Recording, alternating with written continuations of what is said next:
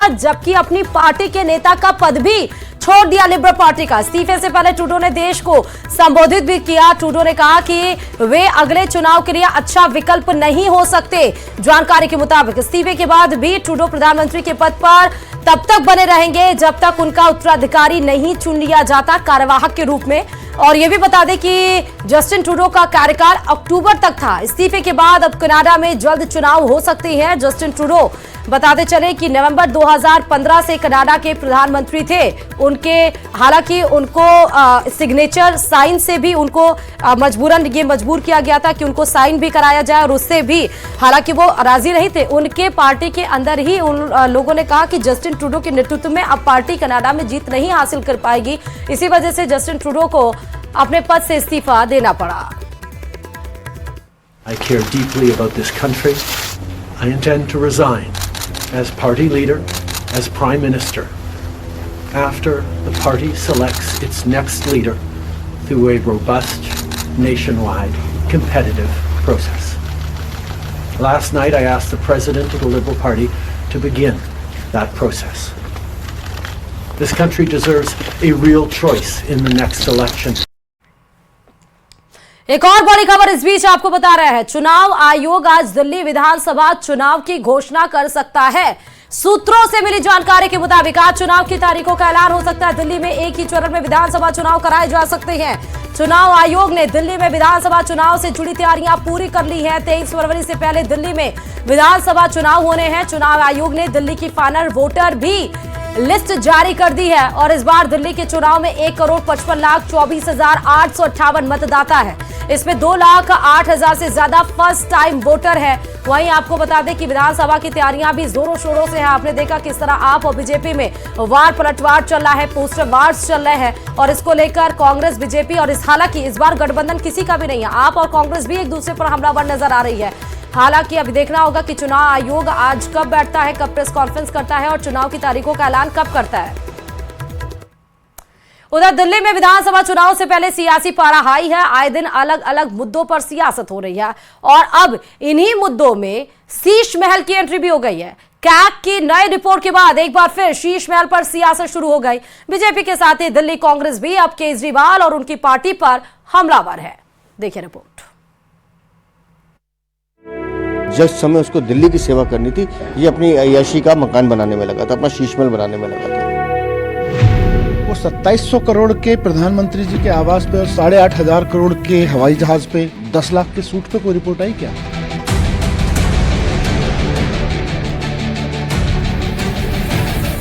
दिल्ली में विधानसभा चुनावों की तारीखों का ऐलान होने में भले ही अभी कुछ दिनों का वक्त हो, लेकिन दिल्ली में सियासी पारा हर रोज बढ़ता जा रहा है। कभी वादों पर तकरार हो रही है तो कभी बिगड़ी जुबान पर जंग चल रही है।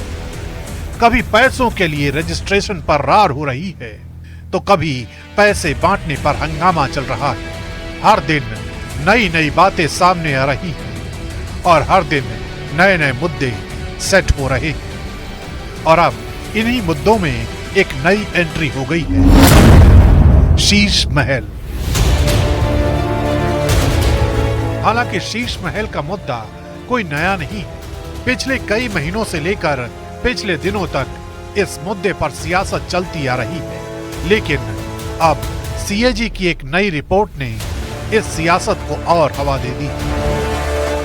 इसलिए हम बार बार कह रहे हैं कि ये सीएजी रिपोर्ट जो 2022 तक की, अगर ये 2024 तक की कंप्लीट आती है तो खाली इस भ्रष्टाचार के म्यूजियम शीश महल पर लगभग 75 से 80 करोड़ का खर्च हुआ है, जिसका पैसा अरविंद केजरीवाल ने शराब घोटाले से कमाया है, जल बोर्ड से कमाया है, या विदेशी चंदा लिया है, या विदेशी देश के दुश्मन जो खालिस्तानियों के साथ वो बैठते हैं उनसे लिया है। इसका जवाब अरविंद केजरीवाल को देना होगा। जो ये शीश महल या मुख्यमंत्री निवास, जो भी आप इसको शब्द इस्तेमाल कर लीजिए, अपने में ये दिल्ली में जो पिछले 10 साल में हुआ भ्रष्टाचार है उसका ये सबसे बड़ा, हो सकता है कीमत के हिसाब से सबसे बड़ा नमूना ना हो, लेकिन वो इस तरह के भ्रष्टाचार का सबसे बड़ा नमूना बन के आता है।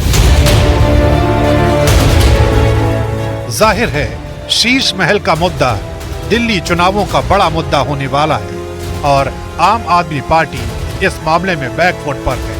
वो 2700 करोड़ के प्रधानमंत्री जी के आवास पे और 8,500 करोड़ के हवाई जहाज पे और 10 लाख के सूट पे कोई रिपोर्ट आई क्या? आप सीएजी रिपोर्ट की बात कर रहे हैं। पूरे देश के सीएजी रिपोर्ट्स अगर आप पढ़ोगे, उत्तर प्रदेश जाओ, कुंभ के मेले में भ्रष्टाचार की सीएजी रिपोर्ट है। मध्य प्रदेश जाओ, वहां की सीएजी रिपोर्ट पढ़ो आप। गुजरात की सीएजी रिपोर्ट पढ़ो, केंद्र सरकार की सीएजी रिपोर्ट पढ़िए। लाखों करोड़ रुपए के घोटाले और भ्रष्टाचार निकल के सामने आए हैं। हालांकि बीजेपी ने 3 दिन पहले ही ये बता दिया था कि शीश महल दिल्ली में बीजेपी के लिए बड़ा मुद्दा है, जब प्रधानमंत्री मोदी ने अशोक विहार की रैली में इसका जिक्र किया था। साथियों, देश भली भांति जानता है कि मोदी ने कभी अपने लिए घर नहीं बनाया। मैं भी कोई शीश महल बना सकता था, लेकिन मेरे लिए तो मेरे देशवासियों को पक्का घर मिले, यही एक सपना था। दिल्ली में इसी हफ्ते चुनाव की तारीखों का ऐलान हो सकता है और सभी दल इसके लिए जोर आजमाइश में लग गए हैं। बीजेपी और कांग्रेस फिर से सत्ता पाने के लिए नई नई रणनीति पर काम कर रहे हैं, तो केजरीवाल के सामने 10 साल बाद सत्ता बनाए रखना बड़ी चुनौती है। और ऐसे में यमुना प्रदूषण से लेकर शीश महल तक कई ऐसे मुद्दे हैं जो चुनावों में आपके लिए बड़ी मुसीबत खड़ी कर सकते हैं।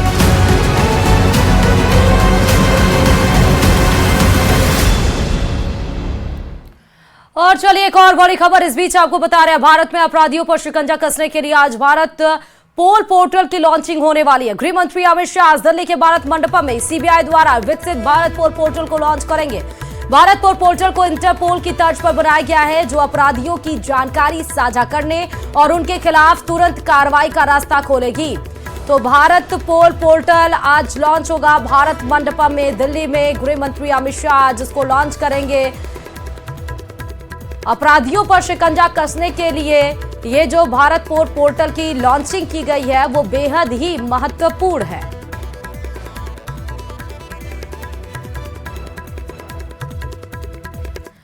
कुंभ के आयोजन के बीच हिंदू मुस्लिम की राजनीति जोर पकड़ रही है। पहले समाजवादी पार्टी के सांसद विधायक के कुंभ पर उल्टे सीधे बयान, उसके बाद मौलाना का वक्फ वाला दावा, अब इंडियन मुस्लिम लीग के नेता ने बहुसंख्यक आतंकवाद जैसा जहरीला बयान दिया है, जिस पर सियासी घमासान तेज हो गया। सवाल यह है कि कुंभ और सनातन पर सियासी आक्रमण क्यों?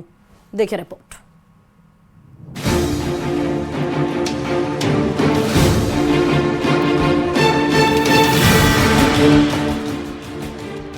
एक और महाकुंभ का आयोजन, सनातन का सबसे बड़ा सम्मेलन, तो दूसरी ओर हिंदू मुसलमान वाली सियासत और बयानबाजी। पहले कुंभ की जमीन पर बरेलवी का वक्फ वाला दांव, अब मुस्लिम लीग का बहुसंख्यक आतंकवाद वाला बयान। बहुसंख्यक आतंकवाद से ग्रसित हैं, ये आतंकवादी हैं ये लोग, और आतंकवाद के जरिए ये मुसलमानों को दबा देना चाहते हैं, मुसलमानों को क्रश कर देना चाहते हैं और उनसे क्या नाम समझे, और ये इस टाइप के रोजाना के इशू बनाकर उन्हें उनमें आतंक फैलाना चाहते हैं। बहुसंख्यक आतंकवाद यह है कि बहुसंख्या के आधार पर इन्होंने सत्ता हासिल कर ली है देश की, और आज देश की सत्ता पे इनका कब्जा है। क्या नाम उस देश की सत्ता को इस्तेमाल करके ये क्या नाम जो अल्पसंख्यक हैं देश के, उनको मिटा देना चाहते हैं, उनको दबा देना चाहते हैं, उनको मिटा देना चाहते हैं, उनकी संस्कृति खत्म कर देना चाहते हैं, उनका मजहब खत्म कर देना चाहते हैं। हालांकि यह बयान कौसर हयात ने इंद्रेश कुमार के बयान के जवाब में दिया है, जिसमें उन्होंने काशी, मथुरा और संभल को हिंदुओं को सौंप देने की बात कही है। लेकिन महाकुंभ को लेकर भी इसी तरह की बयानबाजी और सियासत चल रही है, जिसका साधु संत विरोध कर रहे हैं। और इस प्रकार से जो लोग विरोध करते हैं वो सनातन विरोधी हैं, और सनातन विरोधी होने के कारण से वो राजनीति कर रहे हैं, जो गलत है। आज दुर्भाग्यजनक स्थिति है। उन तमाम लोगों को विश्लेषण करना चाहिए अपनी मानसिकता का कि क्या वो भारतीय परंपरा से मेल खाते हैं, अथवा पूरी तरीके से अंग्रेजियत और मुगलियत सल्तनत उनमें समा गई है। ऐसे लोगों को शर्म से डूब जाना चाहिए। लानत है ऐसे लोगों को। हालांकि कुंभ पर सियासत करने का आरोप लगाकर बीजेपी विपक्ष पर सवाल उठा रही है, लेकिन विपक्ष का कहना है कि वो सभी धर्मों को मानने वाले हैं। बयानबाजी का काम बीजेपी का है। एक ही भगवान का देश थोड़े है, और फिर राजनीति में भगवान कहां से आ गए? आप लोग जिस तरह से राजनीति में भगवान का इस्तेमाल कर रहे हैं, ये तो आपकी कुंठा का परिचय है। आप बेहद कमजोर हैं, आपको संवैधानिक चीजों पर भरोसा नहीं है। संविधान को आप लोग अलग कह रहे हैं। जहां तक मैं समझता हूं कि भारतीय जनता पार्टी में बैठे सरकार के लोग, ये लोग खुद ही उसको राजनीतिक रूप दे रहे हैं। देखिए, विपक्ष में होने की हैसियत से अगर हम किसी चीज में कमी, अगर हम उस कमियों को गिनाने का काम करते हैं तो वो हमारे ऊपर बता भाई इतने लोग, इतने श्रद्धालु वहां पर आने वाले हैं, हम समझते हैं, और हम समझते हैं लोग आने भी लगे हैं, तो उन श्रद्धालुओं को कोई दिक्कत ना हो, कोई परेशानी ना हो। कुंभ और हिंदू मुसलमानों पर जारी इन्हीं बयानों के बीच राज्य मंत्री कुंवर ब्रजेश सिंह का एक विवादित बयान सामने आया, जिस पर घमासान मचा है, जिसमें उन्होंने बाबर की औलादों से पैर छूकर वोट न मांगने की बात कही है। उन्होंने कहा कि हम राम के वंशजों से वोट मांगते हैं और जीतते हैं। छाती ठोक के कहते हैं ये भारत है, हम भरतवंशी हैं, हम भगवान राम के वंशज हैं। ये देश जिसने भारत माता को अपनी मां माना है, ये देश जिसके आराध्य भगवान राम है, ये देश जिसके आराध्य भगवान कृष्ण है, इस देश के अंदर रहने वाला प्रत्येक वासी भगवान राम को आराध्य कहेगा। हम बाबर की औलादे नहीं है तो हम बाबर के लोगों के पैर छूने के लिए वोट की मांग करें। हम वोट भी मांगते हैं तो भगवान राम के वंशजों से ही मांगने जाते। कुल मिलाकर हिंदू मुसलमान की सियासत जारी है। मंदिर मस्जिद पर घमासान मचा है और अब महाकुंभ के अद्भुत संयोग में भी सियासी प्रयोग हो रहा है। Bureau report, news 18। और चलिए अब बात करते हैं एचएमपी वायरस की, जिसने भारत में भी दस्तक दे दी है। देश में एचएमपी वायरस का 5वां केस मिला है, तो वहीं केंद्र सरकार देश में फैल रहे एचएमपी वायरस को लेकर अलर्ट पर है और हालात पर पूरी निगरानी रखे हुए। केंद्रीय स्वास्थ्य मंत्री जेपी नड्डा का कहना है कि घबराने की कोई जरूरत नहीं है। वाकई घबराने की कोई जरूरत नहीं है, क्योंकि ये आरएनए वायरस है। जरूर चीन में हालात थोड़े गड़बड़ हैं, लेकिन अभी WHO की तरफ से कोई भी डिक्लेरेशन नहीं आया है। हाँ, इसमें आपको सर्दी, जुकाम और बॉडी पेन जरूर होता है, लेकिन इसमें पैनिक करने की कोई जरूरत नहीं है। जैसे कोविड-19 में तमाम लोगों को उनकी हालत, उनका स्वास्थ्य इसलिए खराब हो गया था क्योंकि बहुत लोगों को पैनिक अटैक भी इस दरमियान आ गया था कि उनको सर्दी, जुकाम अगर हो गया है तो वो समझ रहे हैं कि उन कोविड-19 का शिकार हो गए। एचएमपी वायरस कोई पहला वायरस नहीं है। 2001 में ये वायरस आ चुका है। ये उतना ज्यादा डिस्ट्रप्टिव वायरस नहीं है, इसीलिए जरूर 5 केसेस मिले हैं, लेकिन स्वास्थ्य मंत्रालय जरूर इस पे नजर बनाया हुआ है। थोड़ा सी डिस्टेंसिंग अगर आप फॉलो करेंगे, हाथ को धोएंगे, मास्क लगाएंगे तो सेफ है। ये उतना खतरनाक वायरस नहीं है जितना कोविड-19 था। हेल्थ एक्सपर्ट्स ने HMPV वायरस के बारे में यह स्पष्ट किया है कि यह वायरस कोई नया वायरस नहीं है। इसकी पहचान सबसे पहले वर्ष 2001 में हुई थी और कई वर्षों से यह विश्व भर में फैल रहा है। HMPV वायरस एक ऐसा वायरस है जो हवा के जरिए सांस लेते समय एक दूसरे में फैलता है। देश के हेल्थ सिस्टम्स और सर्विलेंस नेटवर्क्स किसी भी उभरते हुए हेल्थ चैलेंज के प्रति क्विक रिस्पांस देने के लिए सक्षम है और तैयार है। हम स्थिति का क्लोज मॉनिटरिंग कर रहे हैं। हम स्थिति का बहुत नजदीकी से जायजा ले रहे हैं और हम ये कह सकते हैं कि हमें चिंता का कोई कारण नहीं होना चाहिए। स्वास्थ्य विभाग इन सारी बातों पर नजर रखे हुए है। छत्तीसगढ़ की खबर बता रहे हैं। छत्तीसगढ़ के बीजापुर में नक्सलियों ने बड़ा हमला कर दिया है। नक्सलियों ने आईईडी ब्लास्ट से पुलिस की गाड़ी को उड़ा दिया। इस हमले में 8 जवान और 1 सिविलियन ड्राइवर शहीद हुए हैं। पुलिस अधिकारियों के मुताबिक बीजापुर के कुटरू थाना क्षेत्र के अंबेली गांव के पास नक्सलियों ने बारूदी सुरंग में विस्फोट कर पुलिस की गाड़ी को उड़ा दिया। इस हमले में दंतेवाड़ा जिला रिजर्व गार्ड के 8 जवान शहीद हो गए हैं। हमले में गाड़ी के ड्राइवर की भी मौत हो गई। पुलिस के 5 जवान गंभीर रूप से घायल बताए जा रहे हैं। तस्वीरें आपको दिखा रहे हैं। आप देखिए कैसे आईडी ब्लास्ट करके एक बड़ा अटैक नक्सलियों के द्वारा किया गया है। पुलिस की गाड़ी को उड़ाया है जिसमें 8 जवान शहीद हो गए हैं।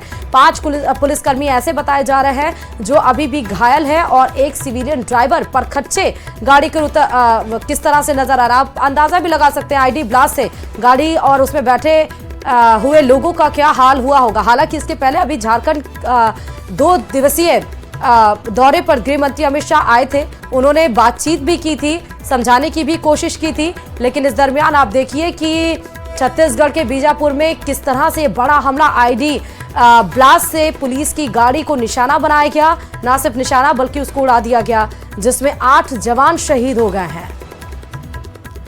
और चित्तौड़गढ़ से इस बीच बड़ी खबर है, नारकोटिक्स विभाग की बड़ी कार्रवाई देखने को मिली है। ट्रक से 15 क्विंटल से अधिक डोडा चूरा बरामद किया गया है। चित्तौड़गढ़ उदयपुर हाईवे पर खड़े ट्रक से ये डोडा पोस्ट बरामद हुआ है। हौड़ा चौराहे के पास ये ट्रक खड़ा था, लेकिन फिलहाल आरोपी फरार नजर आ रहा है। तो होड़ा चौराहे के पास ये ट्रक खड़ा हुआ था, आरोपी फरार है। और उस खड़े हुए ट्रक पे जब पुलिस को जानकारी मिली तो पुलिस ने बड़ी कार्रवाई की और उसमें नारकोटिक्स विभाग को 15 क्विंटल से अधिक डोडा चूरा बरामद हुआ है, जिसकी कीमत लगभग लाखों में बताई जा रही है। चित्तौड़गढ़ से बड़ी खबर है ये।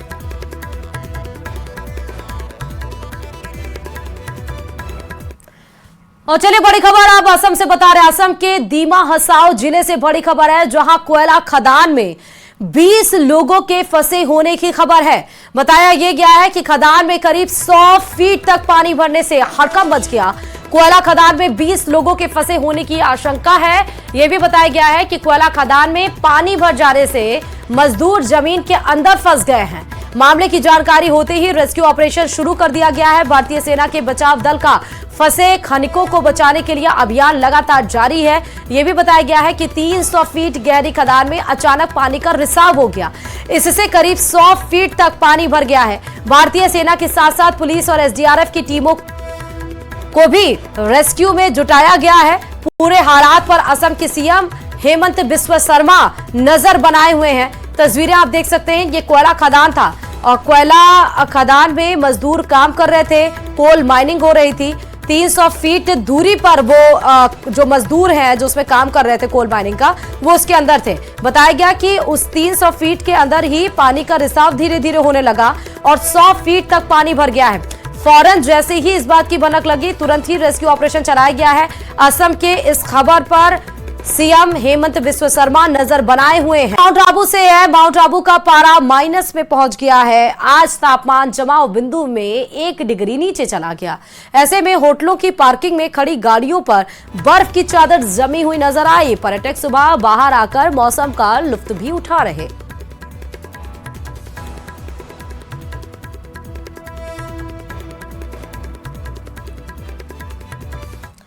दौसा में सर्दी का प्रकोप जारी, इसके चलते लोग जरूरी काम होने पर ही घरों से बाहर निकल रहे हैं। कोहरे के कारण विजिबिलिटी काफी ज्यादा कम हो गई है। रेल और सड़क यातायात पूरी तरह प्रभावित है।